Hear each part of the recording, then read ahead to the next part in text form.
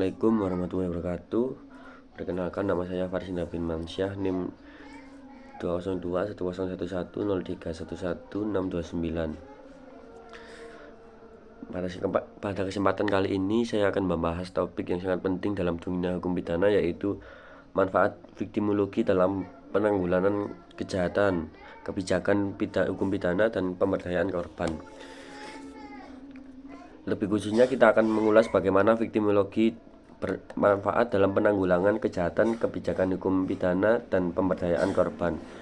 Mungkin selama ini saat kita berbicara tentang hukum pidana, fokus kita selalu tertuju pada pelaku, siapa yang melakukan kejahatan, apa hukumnya, dan bagaimana proses peradilannya. Namun ada satu pihak yang sering terabaikan, yaitu korban kejahatan. Padahal tanpa korban tidak akan ada tindak pidana yang bisa disebut lengkap. Disinilah viktimologi hadir sebagai ilmu yang mengembalikan fokus kita kepada korban, kepada manusia yang menderita akibat kejahatan. Mari kita pahami bersama apa itu viktimologi, bagaimana perkembangannya, dan mengapa ilmu ini sangat penting dalam menciptakan sistem hukum yang adil dan manusiawi. Yang pertama, pengertian dan ruang lingkup viktimologi. Kata viktimologi berasal dari dua kata, yaitu victim yang berarti korban dan logos yang berarti ilmu. Jadi secara sederhana, viktimologi adalah ilmu yang mempelajari korban kejahatan, termasuk sebab-sebab menjaga seseorang bisa menjadi korban, bagaimana dampak yang dialaminya, dan bagaimana perlakuan terhadap korban dalam sistem peradilan pidana.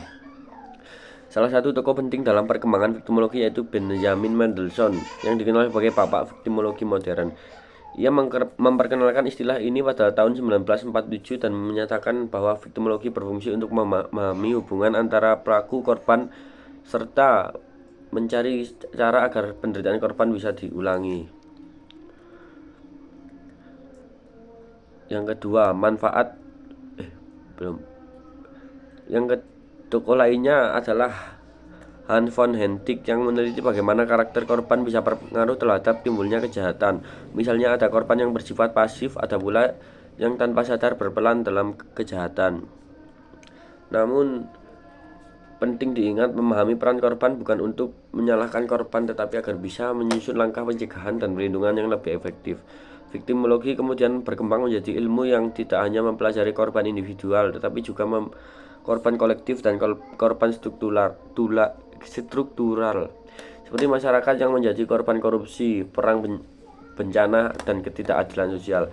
Di Indonesia sendiri, konsep viktimologi mulai dikenal sejak tahun 1980-an, terutama dalam kajian hukum pidana dan kriminologi. Ilmu ini semakin penting karena berhubungan langsung dengan perlindungan hak asasi manusia, terutama hak-hak korban kejahatan.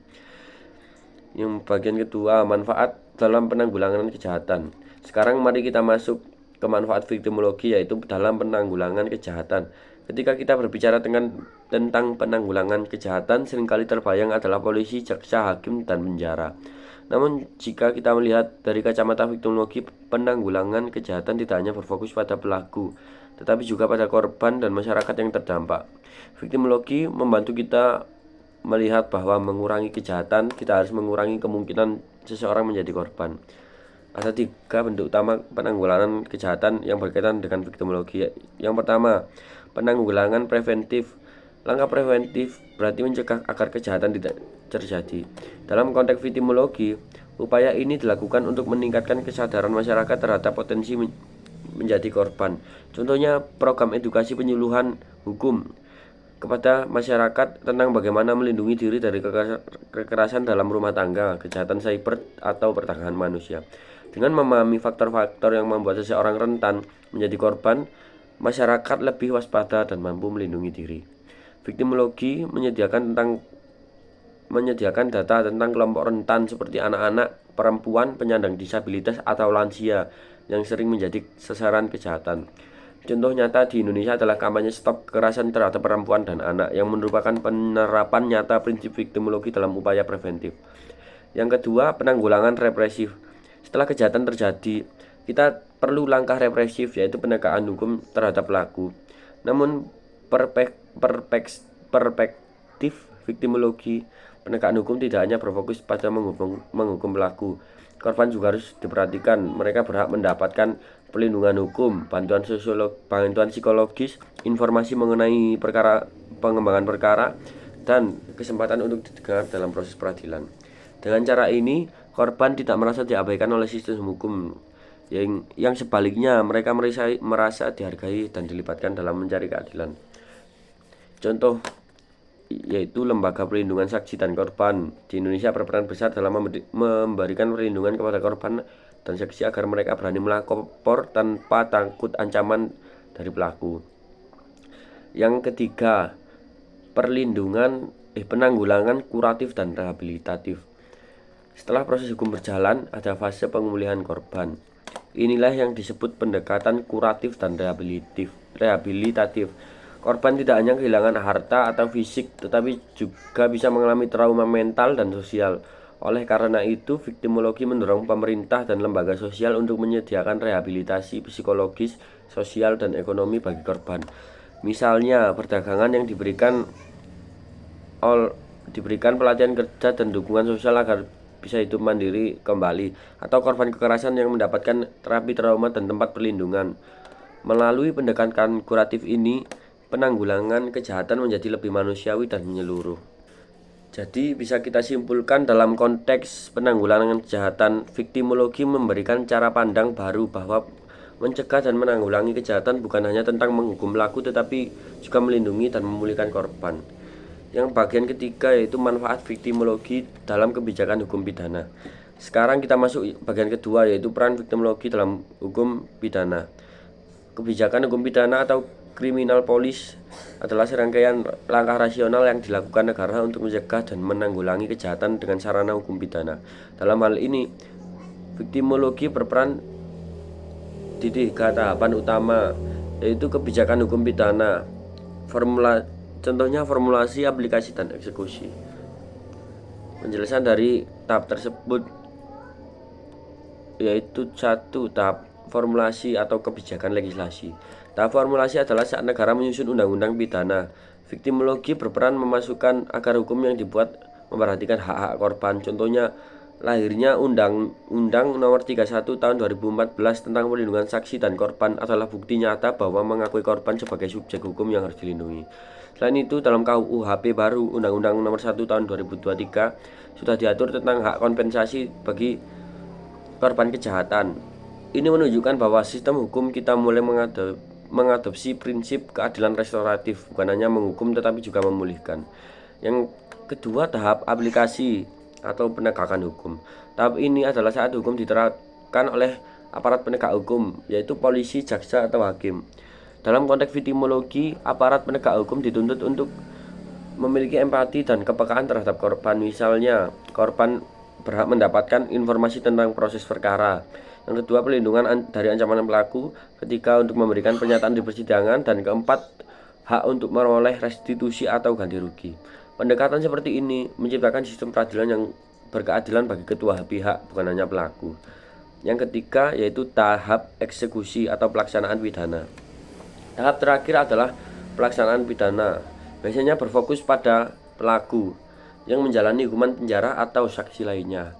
Namun, viktimologi mengingatkan bahwa tujuan pemidanaan bukanlah sekedar pembalasan, tetapi pemulihan keseimbangan sosial.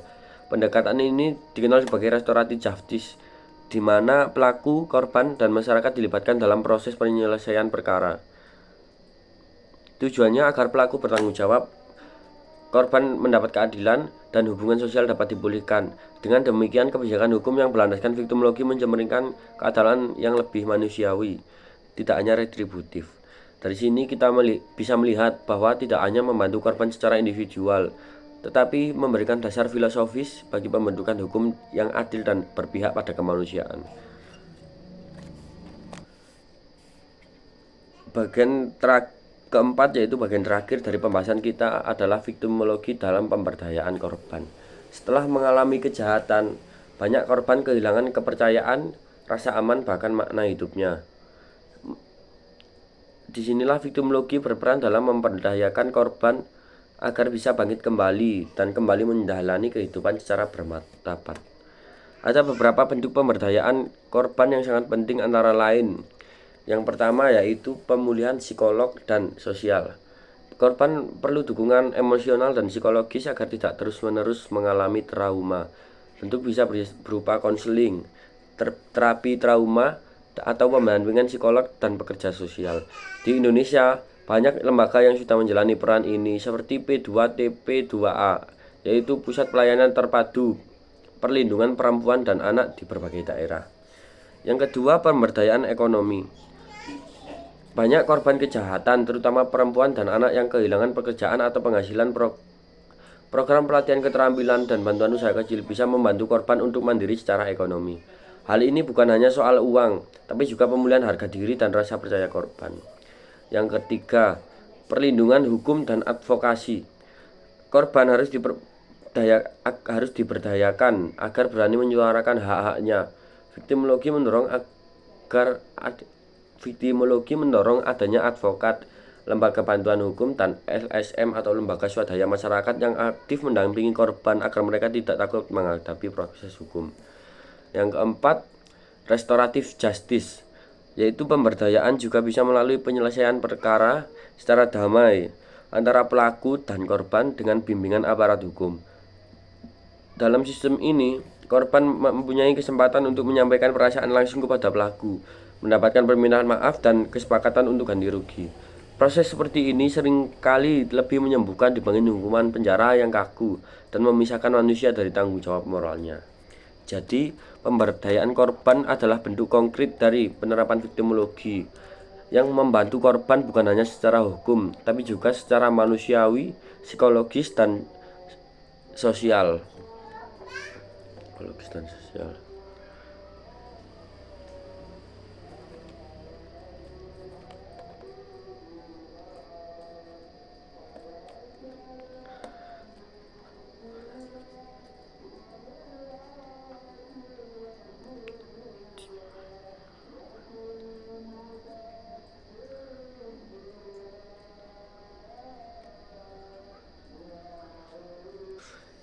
Sebelum kita masuk ke bagian penutup, ada satu hal yang perlu kita bahas, yaitu tantangan dan masa depan viktimologi di Indonesia. Meskipun kita telah membahas manfaat besar viktimologi dalam penanggulangan kejahatan, kebijakan hukum pidana dan pemberdayaan korban, kenyataannya penerapan konsep ini di lapangan masih menghadapi banyak kendala. Yang pertama yaitu kurangnya kesadaran masyarakat dan aparat hukum. Hingga saat ini, banyak masyarakat yang masih menganggap bahwa setelah pelaku ditangkap dan penjara, maka keadilan sudah ditegakkan. Padahal, bagi korban penderitaan seringkali tidak berhenti ketika pelaku dihukum. Masih banyak korban kesulitan mengakses bantuan hukum, tidak tahu cara mendapat perlindungan, atau bahkan takut untuk melapor karena ancaman sosial dan stigma lingkungan. Di sisi lain, aparat penegak hukum pun belum sepenuhnya memiliki sensitivitas viktimologis. Artinya, masih ada yang memperlakukan korban hanya sebagai saksi, bukan pihak yang juga membutuhkan perlindungan dan dukungan. Hal ini pentingnya pendidikan dan pelatihan viktimologi bukan hanya untuk mahasiswa hukum, tetapi juga untuk polisi, jaksa, hakim, dan pekerja sosial. Keterbatasan fasilitas dan anggaran. Masalah berikutnya adalah keterbatasan fasilitas untuk pemulihan korban. Lembaga seperti LPSK dan P2TP2A memang sudah bekerja keras, namun jumlah korban yang begitu banyak dan beragam kasus kejahatan menyebabkan sumber daya mereka seringkali tidak mencukupi. Sebagai contoh, tidak semua daerah memiliki rumah aman, layanan psikolog, dan pendamping hukum yang siap membantu korban secara cepat. Hal ini menyebabkan banyak korban yang akhirnya kembali terjebak dalam lingkaran kekerasan karena tidak tahu harus mencari bantuan kemana.